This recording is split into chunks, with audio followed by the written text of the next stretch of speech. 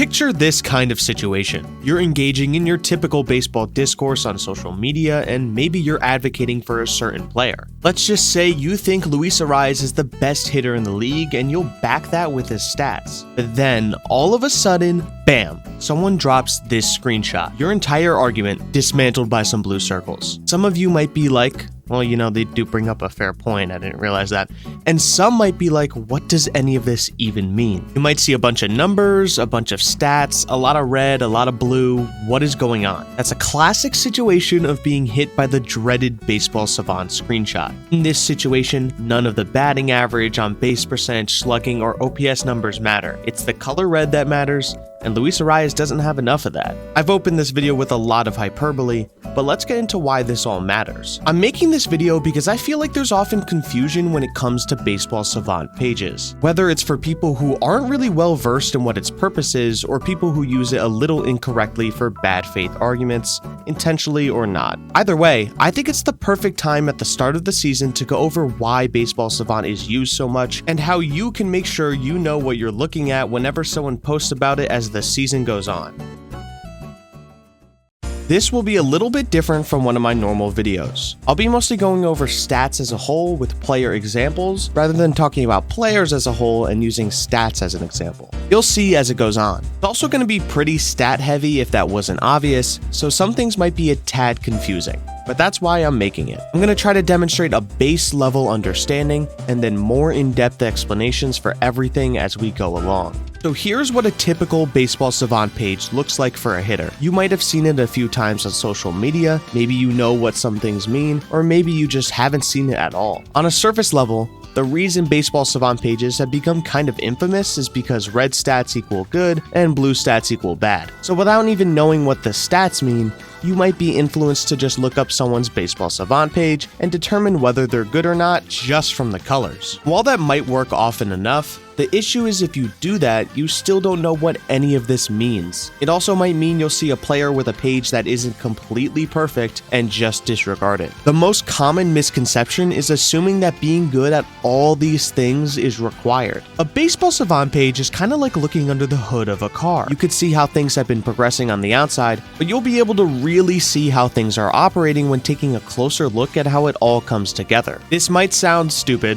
but I kind of like to look at it like you're min-maxing stats in a video game. Sometimes to accomplish and thrive at what you're good at, you need to sacrifice other things. There are situations where hitters are just simply good at everything, but that's for the best of the best. It's also why I decided to use these two baseball savant pages as my primary examples today. Luis Arraez on the Marlins and Kyle Schwarber on the Phillies. They might just be the two most polar opposite players in the league. Come to think of it, I don't know if I can name any other regular starters in the league who are farther away from each other when it comes to how they operate. In the last 3 full seasons, Arraez has had the highest batting average in the entire league with 324. As for Schwarber, he's had one of the lowest batting averages among players in that time, ranking 328th in the league with 222. We'll be continuing this theme as we go along, but let's get to the stats themselves and how these two correspond with them.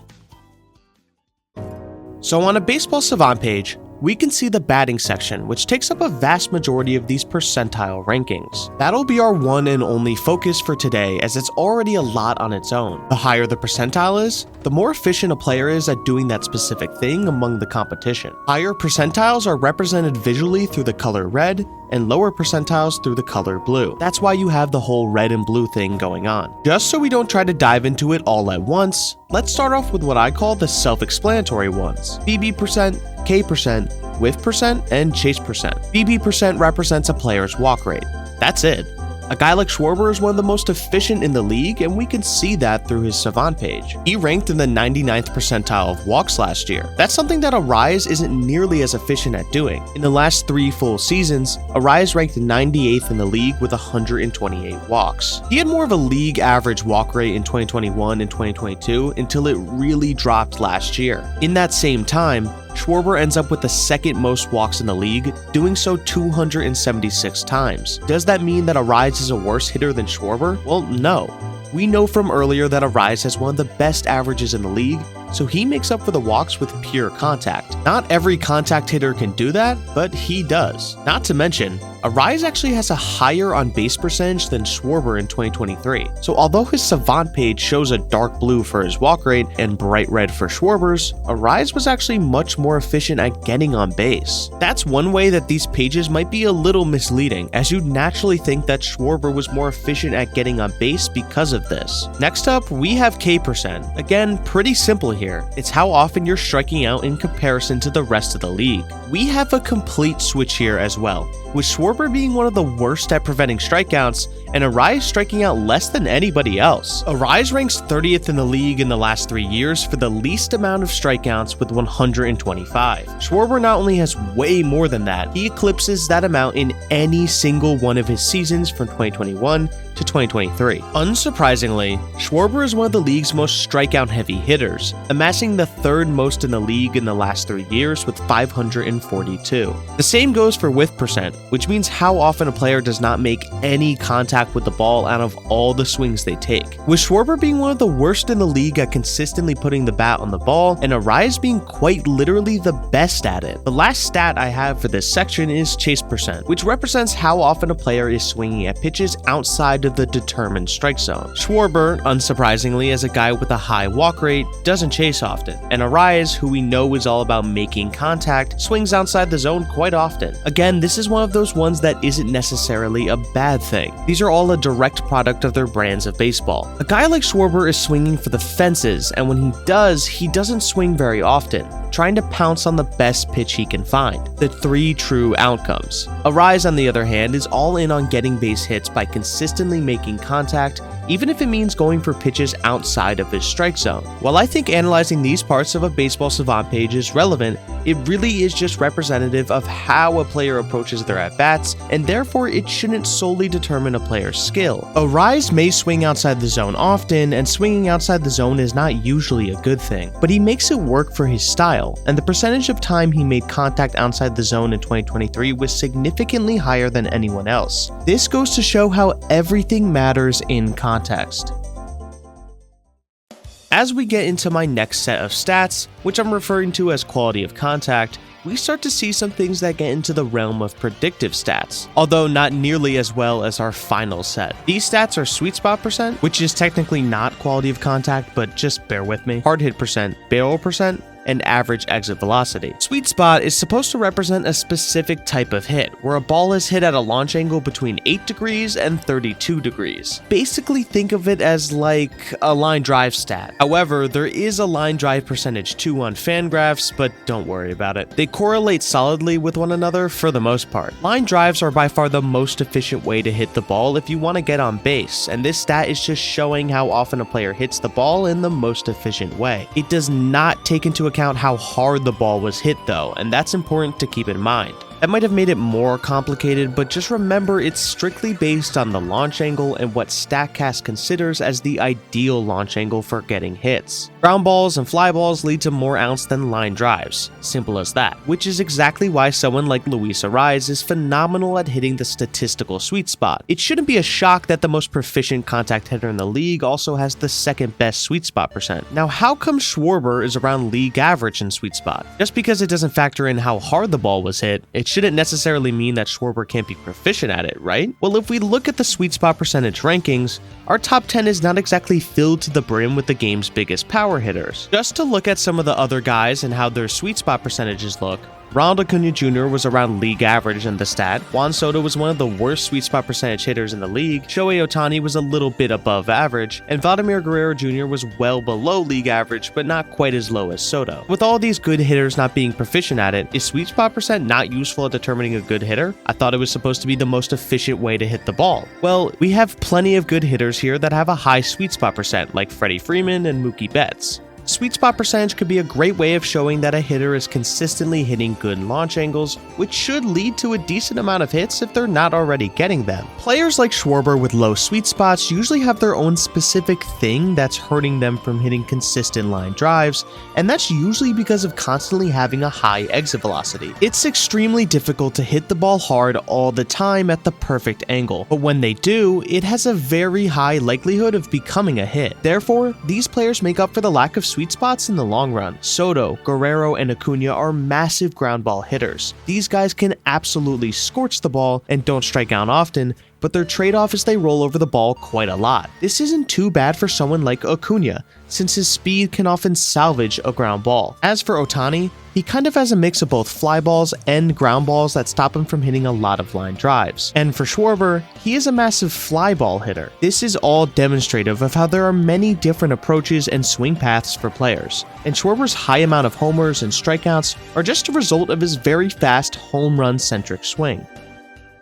We'll then move on to hard hit percent and average exit velocity. These two are strictly based on how hard the ball is hit. However, they are not the same stat. Hard hit percent is entirely based on reaching a certain threshold, while average exit velocity is based on the average speed of the ball off the bat for every batted ball. Hard hit percent is based on the amount of batted balls by a player that exceeds 95 miles an hour or more. Although there's a difference, usually a player with a high hard hit rate will also have a high average exit velo. They kind of go hand in hand. Schwarber is one of the best power hitters in the league, so he is extremely proficient at hitting the ball hard and hitting it hard consistently with his hard hit rate and average exit velocity. Arraez is not someone who's going to hit the ball hard, but what can we do with knowing about these stats? Well, let's say a guy is struggling to get extra base hits, and it seems like their power is dwindling. Maybe someone like 2022 Ronald Acuna Jr., who had by far his lowest slugging percentage in a season that year with .413. But he was consistently hitting the ball hard that year, albeit less than his career usual, but the power was still there. So what's with the low slugging? His stats here help to show signs that Acuna didn't completely forget how to hit for power in his first year back from injury, and there may have been some unluckiness going on. Let's move on to the last stat of this section, and that's barrel percent. Similar to the term sweet spot, a barrel is a general baseball term that was turned into a statistic. The baseball term barreling the ball is usually associated with hitting the ball extremely well, and this kind of means the same. I said earlier that sweet spot percent was the best way to hit the ball, but this is by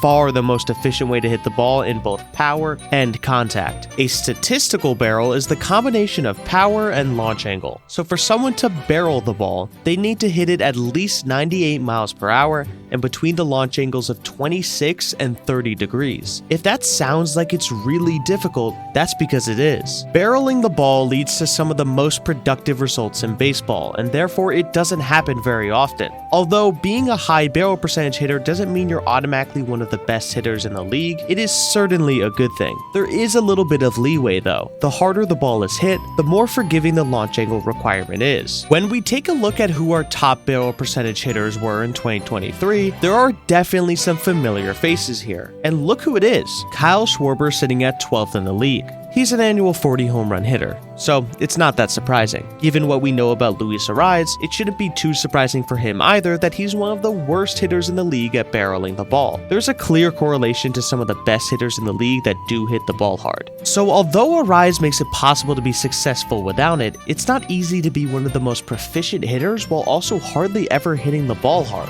So are his results legit? Let's find out.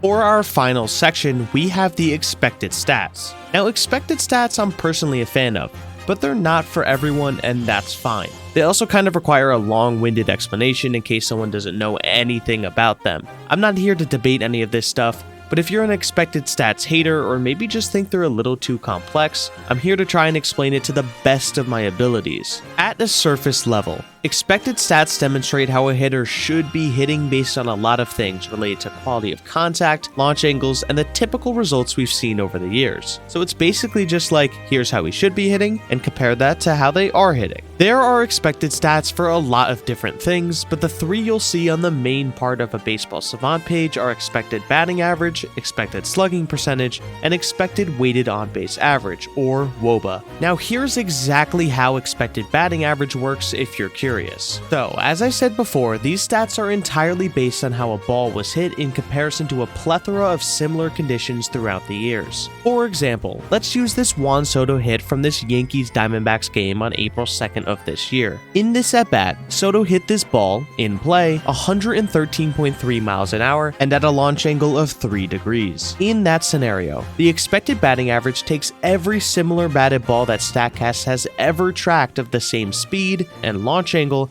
and try to determine the likelihood that it's a hit. It will account for sprint speed too on certain hits, like weak dribblers in the infield. In this case, Soto's hit had a 630 expected batting average, meaning that 63 out of 100 times, this is a hit, but that's just for a singular at-bat. A player's entire expected batting average is that same scenario, but for every single at-bat they take. It's a combination of every single batted ball they've had that season with their strikeout rate, and therefore determining how their overall batting average should look like. Expected slugging is the same way, but based on the probability of extra base hits, and expected WOBA is even more complicated, taking into account all factors of getting on base. If it makes it easier, think of WOBA as an advanced OPS. The reason I say that is it weighs walks, hit by pitches, singles, doubles, triples, and home runs, just like OPS does, but the way each stat values those parts is different from one another. When you really think about it, it's a little weird that OPS is just adding two percentages together, right? I won't get into that, but hopefully that helps to show why WOBA was made in the first place if you're unfamiliar with it. It's just trying to do what OPS does more accurately. I don't think that makes OPS bad, they're just different stats trying to accomplish similar things. Now, as for xWOBA, it's the same as the other two by using quality of contact and launch angles to determine how a player's WOBA should look like. So I hope that was a pretty solid explanation. I'm not going to fully break down the league averages of stuff like WOBA because that's not the main priority of this video, but this is what expected stats are for. They take all the information that I was discussing this whole video and then turn them into these stats. Using Schwarber as an example yet again, his expected batting average was 220, significantly below the league average. That makes a lot of sense, as Schwarber's approach is not catered towards getting hits, and he ended up with a 197 batting average that year. Was he a little unlucky? Yeah, but it's not a massive difference. Not enough for me that I bet my life savings that Schwarber would get significantly more hits in 2024. Arise's numbers show something similar, but in the opposite direction. While Schwarber slightly underperformed last year, Arise slightly overperformed. He ended up with a 329 expected batting average, one of the highest in the league, but he ended up hitting 354. However, considering Arise is pretty consistent at playing up to what he's supposed to do, I don't see this and automatically think he's going to regress in 2024. In this scenario,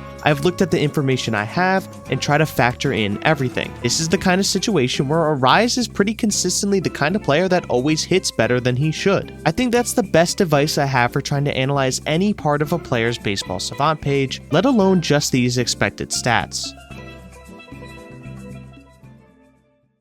Now, let's get into the problems with expected stats. I mentioned earlier that you could be an expected stats hater, but I was referring to one of two types. There's those that hate them because they hate analytics and they'll just hate anything related to analytics. That's what I was talking about earlier. And there are those that hate them. Hate might be a strong word, but still, because they are so analytically driven that they know that they kind of are a little misleading. Over the last few years, there's been a good amount of studies and articles on why expected stats aren't quite as predictive as they may seem. I've seen some varied opinions and varied levels of hate about it, but it's definitely something I've seen. If you want to figure out the validity of stats like this, I'm not the expert on that. I'm perfectly comfortable admitting that because I don't want anyone to get the wrong idea and I don't want to spread misinformation. I just want to tell you how these things work, and I am not the one who's going to figure out how truly accurate expected stats are. I've gone way further off the deep end than where we started this video, and I just wanted to explain these silly little Savant pages, not begin an entire expected stats deep dive. If you want some recommendations though,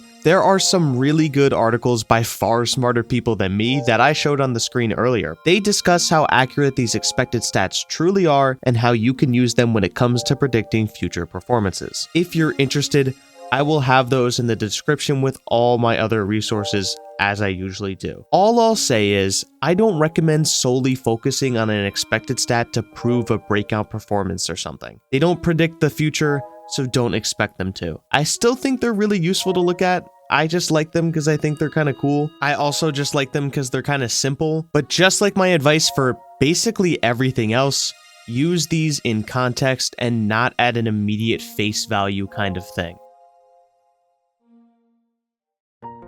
In the end, Why do we care about this? Results are results, and expected stats don't actually do anything for a player's production. I said it myself, if Arise doesn't need to hit the ball hard to be successful, what do I get from seeing that he sucks at hitting the ball hard on his page? How can we use this properly and in an impactful way? Well, if a player had a down year, for example, stuff like this can help determine, did they play poorly or was it out of their control? Should we expect a bounce back in the future or a continued decline? Luis Arise may not be hitting the ball at top speeds, but his expected results show that what he's doing is working for him, and we should continue to expect great hitting from him in the future. Admittedly, it's a lot, and I can't say I'm an expert at this. Also, trying to explain this in the best way I can without it being more confusing than it needs to be is a bit tricky. Of course, there's also fielding and base running along with pitcher Savant pages. I could get into those too, but I can save that for another time. For pitchers though, a lot of the same stats are the ones from hitters, except it's like average exit velo against the pitcher and whiff percentage that the pitcher generates, and so on. So let's wrap this up with the two guys we've been taking on this entire journey with us, Kyle Schwarber and Luis Arise. We've clearly seen from both the Savant pages and their career results that these two have wildly different resumes. They may be close to each other in expected WOBA and expected slugging, but when Arise has the top of the league expected batting average,